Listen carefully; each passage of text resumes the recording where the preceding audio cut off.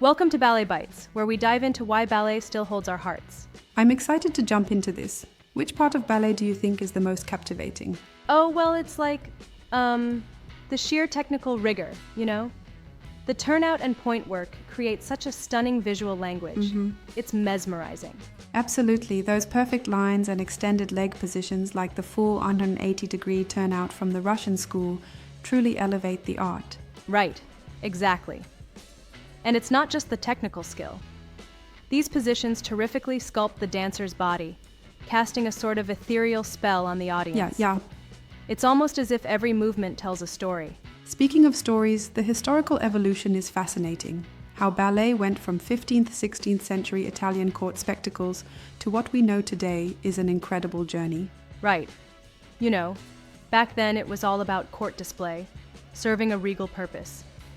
But then ballet russes happened, and Absolutely. Did they shake things up. They turned ballet into a cultural phenomenon. They really did. With clinicians like Picasso and Stravinsky on board, the mergers between art, fashion, and modern ideas basically rewrote ballet's script. Exactly. It's like ballet moved from a strict, scripted court entertainment to a lively platform for avant-garde experimentation. Yep.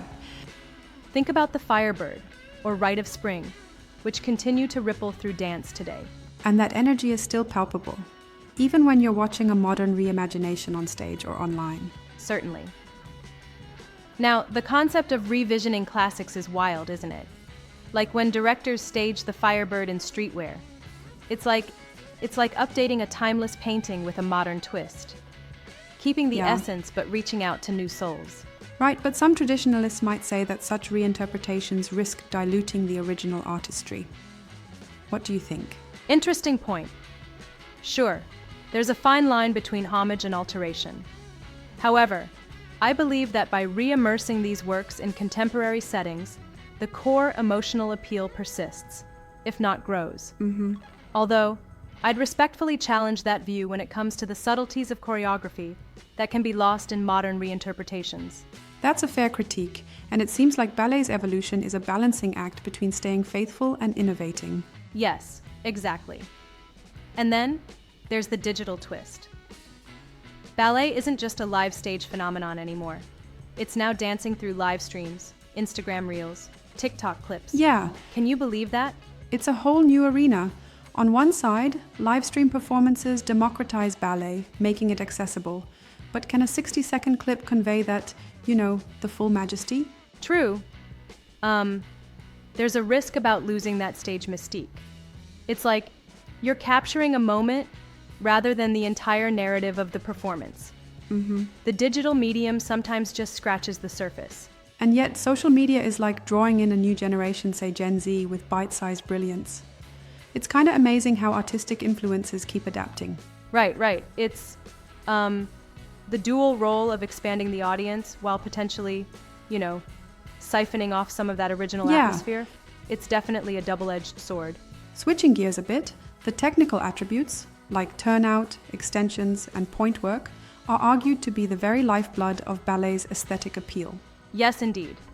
These physically demanding skills are not only feats of athleticism, but also, they craft an emotional, almost lyrical dialogue with the audience.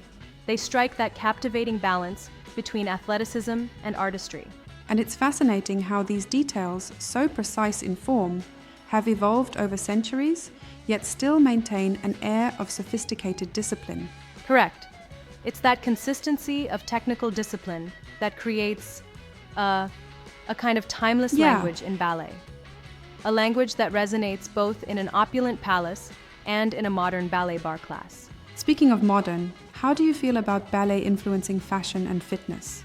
I mean, there are now athleisure brands with toe-shaped sneakers and trendy bar classes everywhere. Oh, that's one of the coolest things. It's like ballet is no longer confined to the pro stage. It's become a lifestyle. From tutus inspiring runway dresses to bar workouts sculpting our bodies, ballet's influence has spread far and wide. It's all interconnected. Yeah, exactly. That cross-cultural pull really makes you wonder, does this modern spin water down ballet's core, or does it reinforce the discipline and aesthetic beauty by injecting fresh life? I feel it's more the latter. While some purists may argue that the essence gets diluted, the adaptability actually proves ballet's resilience, revitalizing it for each generation. It's like you're not erasing tradition, but rather reinterpreting it in a new accessible language for today's audience. Exactly. And that's the essence, right? The idea that ballet's core, its disciplined beauty, dramatic narrative, is preserved even as the medium changes. Yep. It's the timeless charm meeting modern innovation. Now let's also consider the audience's reaction. From French royalty to today's TikTok viewers, ballet seems to continuously charm diverse crowds. Right. The audience's evolution is a story in itself. The same visual and emotional triggers that moved a royal court centuries ago now captivate digital natives through a smartphone screen. Yeah. It's truly universal. But then, isn't it curious how what once signified aristocratic exclusivity is now a democratic art form? Absolutely. Ballet's journey from a closed court to an open digital stage is a testament to its enduring adaptability. It shows that beauty can transcend its historical confines. There's also a subtle debate about whether digital broadcasting strips away the live magic. Do you think that aura is lost in translation? Well, it's like, when you watch a live performance, there's an energy that you simply can't capture on screen. But then again, digital formats can amplify reach. It's a bit of a trade-off. True, some might say that the intimate hush of a live performance is replaced by a fleeting digital moment. Yet, the convenience and accessibility are undeniably powerful. Exactly. It's kind of like an art form evolving with its audience. Each medium has its own flavor, its own magic. Definitely a dynamic interplay. And considering the digital tide, our listeners might want to ask themselves, when you scroll past a 15-second ballet clip, are you glimpsing genuine magic or just a nifty visual trick? That's a great point. It challenges us to question our own experience with art in the digital era.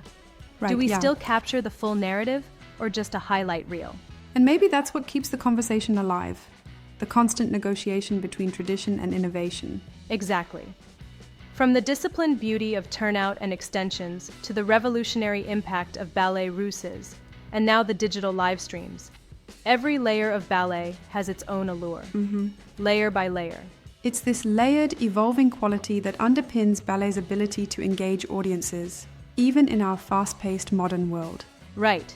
It's like each reinterpretation is a brushstroke in an ongoing masterpiece, preserving the spirit of ballet while inviting fresh perspectives. Absolutely. And that's what makes ballet so eternally compelling. So, as we wrap up, let's remind our listeners.